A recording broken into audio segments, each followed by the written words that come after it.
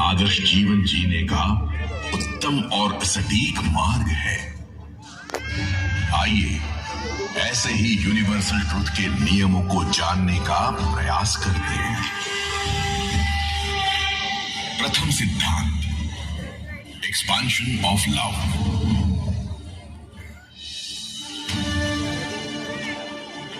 सर्वदृष्टिधारी प्रभु महावीर ने सिर्फ मनुष्य ही नहीं परंतु सर्व पशु पंखी जीव जंतु के प्रति प्रेम रखा और हमें भी प्रेम रखने को कहा। प्रभु के विहार दरमियान यदि पक्षी दाना चुगते दिखे तो उनको पीड़ा न हो इस हेतु वो अपना मार्ग बदल देते थे। किसी को पीड़ा न पहुंचाना, सभी को प्रेम करना जैन धर्म के यही मूल सिद्धांत का नाम है जीव प्रेम। जीव प्रेम। जो जीव एक चींटी में है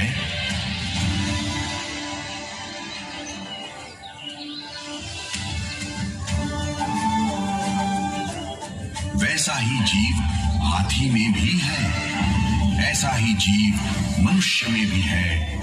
हर जीव का आदर करना, उसे प्रेम देना, वही जीव प्रेम है। जैन धर्म का द्वितीय सिद्धांत है कंक्लूजन ऑफ लॉजिक। हमारे मन में उठने वाले हर सवाल के तर्कबद्ध जवाब जैन धर्म में है।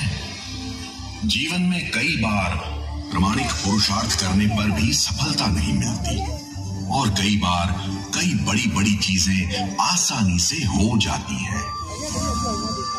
तब जैन धर्म का कर्म सिद्धांत तर्कबद्ध जवाब देता है।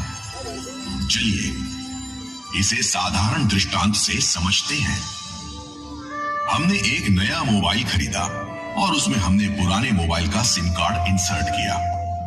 अब इस प्रक्रिया में भले ही मोबाइल नया हो पर सिम तो पुराना ही है, जिससे नए मोबाइल में पुराने सिम कार्ड का डेटा अपने आप ट्रांसफर हो जाएगा।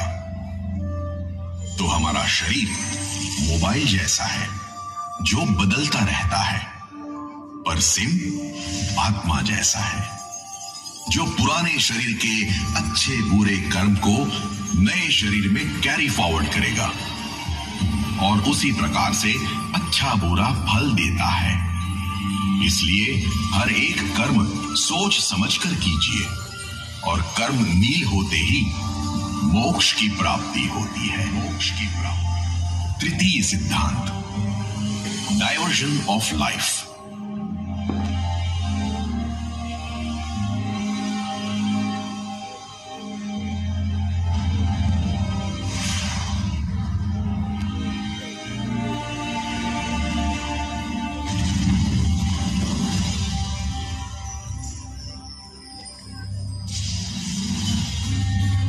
जैन धर्म हमें स्वस्थ, सफल, प्रसन्न और आदर्श जीवन जीने का मार्ग बताता है। प्रभु महावीर द्वारा दर्शाए गए नियम हमें उत्कृष्ट जीवन की इस चरम सीमा में ले जाते हैं, जैसे किसी भी जीव की हिंसा, चोरी, असत्य, परिग्रह, रात्रि भोजन, जमीन गंध का संपूर्ण अस्वीकार,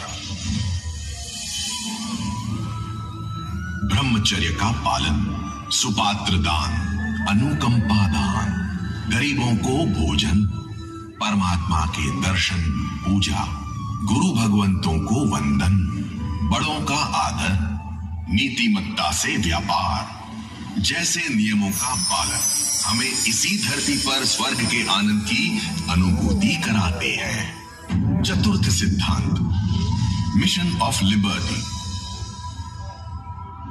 जैन धर्म में 2600 से अधिक वर्ष पूर्ण से चलती आ रही है श्रमण श्रमणी भगवंतों की परंपरा।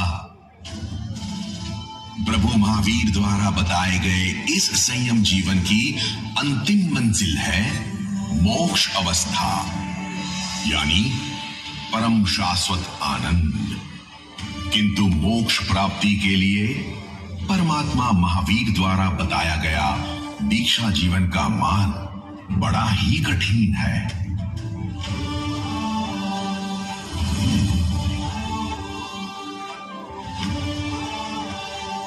जैन साधु साध्वी जीवन भर वाहन का उपयोग ना करके पैदल ही विचरण करते हैं। वे सिर्फ एक श्वेत वस्त्र धारण करते हैं। दीक्षा ग्रहण करते ही वे अपने सांसारिक सुख, सुविधा और स्वजनों का परित्याग करते हैं और वेश परिवर्तन के साथ नाम परिवर्तन भी करते हैं। जैन श्रमण श्रमणी अपने पास पैसे नहीं रखते, घर घर जाकर भिक्षा ग्रहण कर अपना जीवन जीते हैं। क्या आप जानते हैं जैन श्रमण श्रमणी प्रति 6 माह में अपने केश लुंचन करते हैं, यानी अपने बालों को खींचकर निकालते हैं। जीवन भर ब्रह्मचर्य का पालन करने वाले साधु साध्वी विजातीय को स्पर्श तक नहीं करते। अहो, क्या अद्भुत संयम जीवन है।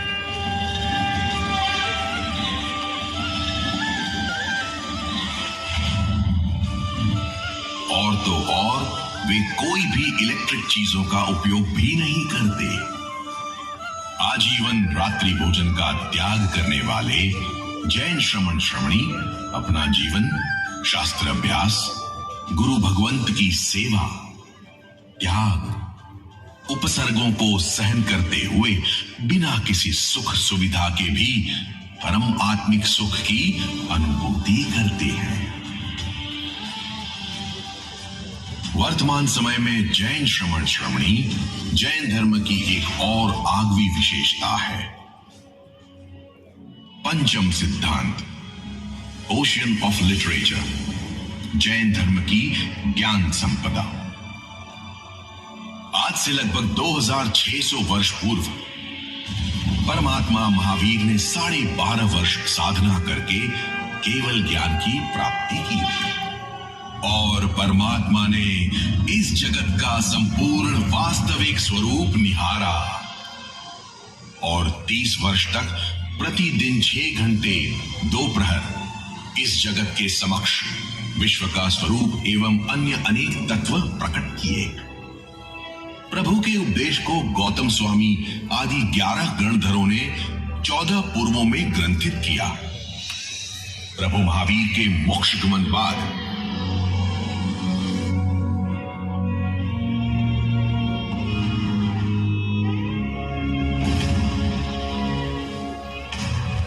सैकड़ों वर्षों ज्ञान परंपरा गुरु मुख से प्राप्त होती रही। कभी इस ज्ञान को अक्षर देह देकर कागज पर आलेखित नहीं किया गया, लेकिन प्रभु निर्माण के 720 वर्ष बाद आचार्यों भगवंतों ने महसूस किया कि साधु भगवंतों की स्मृति कमजोर होती जा रही है और उन्होंने प्रभु के उपदेश को ग्रंथों में आलेखित करने का निर्णय ले लिया। विक्रम संवत 511 में वल्लभीपुर में पूज्यपाद देवर द्विगण क्षमा श्रमण के नेतृत्व में 500 आचार्य भगवंतों ने आपस में चर्चा विचारणा करके प्रभु वचनों को लिपिबद्ध किया।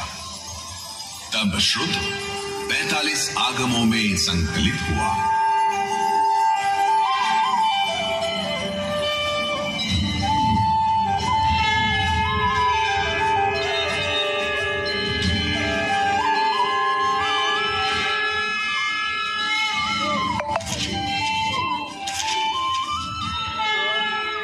तत्पश्चात कई विद्वान सूर्य भगवंतों ने इन 45 आगमों पर आवंत विस्तृत एवं ज्ञान प्रदायी ग्रंथ आलेखित किए।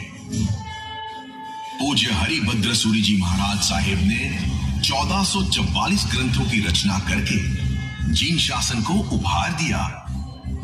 तो बाल्य वय में दीक्षित कलिकाल सर्वज्ञ हेमचंद्र सूरी जी महाराज ने अपने जीवन काल में 3.5 करोड़ श्लोकों का सर्जन किया।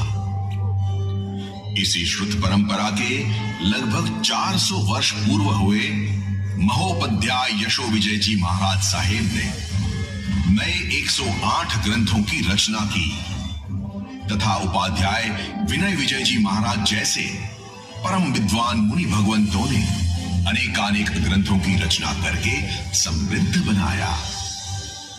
इसी श्रृंखला बंध में एक नाम है सिद्धांत महोदधि पूज्यपाद प्रेम सुरेश्वर जी महाराज साहेब, जिन्होंने कर्म सिद्धांत पर अपने शिष्य वृंद के साथ लाखों श्लोकों का विवेचन कर जिन शासन को अनमोल उपहार दिया। इसी परंपरा का अगला नाम है वर्धमान तपोनिधि पूज्यपाद। आगे जानते हैं सिद्धांत दिवाकर पूज्यपाद गच्छाधिपति श्री जय घोष सुरेश्वर जी महाराजा के विषय में, जिन्हें मोबाइल लाइब्रेरी का प्यारा सा नाम मिला है। 45 आगम उन्हें इस प्रकार कंठस्थ थे कि साधु किसी भी विषय का प्रश्न लेकर उनके पास जाते थे, तब वे किस आगम अथवा किस ग्रंथ के कौन से प्रकरण में किस पन्ने के कितनी लाइन में इस प्रश्न का उत्तर है वह 1 मिनट में बता देते थे। और इसी उज्जवल परंपरा का सुवर्ण पृष्ठ है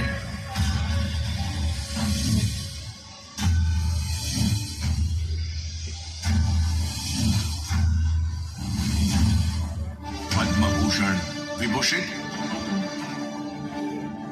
सरस्वती लब्धि प्रसाद राज प्रतिबोधक